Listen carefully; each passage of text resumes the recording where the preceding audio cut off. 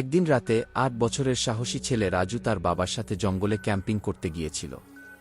হঠাৎ করে রাজু জঙ্গলের ভেতরে একটা গর্জন শুনে ঘুম থেকে জেগে যায়। বাবা তখন গা ঢাকা দিয়ে ঘুমোচ্ছেন। রাজু কৌতূহল নিয়ে এগিয়ে যায় শব্দের দিকে। হঠাৎ সে দেখে একটা বিশাল ছায়া তার দিকে এগিয়ে আসছে। সেটা ছিল কিং কং। তার চোখ লাল, শরীর থেকে ধোঁয়া বেরোচ্ছে।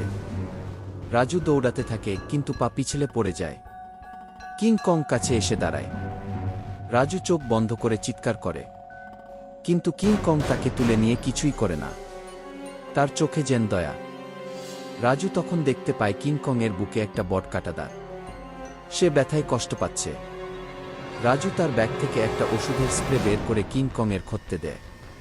কিং কং চুপচাপ বসে থাকে, চোখ থেকে জল পড়ে। সেই রাতেই তাদের মধ্যে তৈরি হয় এক ভয়ানক কিন্তু অদ্ভুত বন্ধুত্ব। পরদিন সকালে রাজু বাবাকে কিছুই বলেনি, শুধু পাহাড়ের দিকে তাকিয়ে হেসে বলেছিল, ওখানে এখন আমার এক গোপন বন্ধু আছে গি।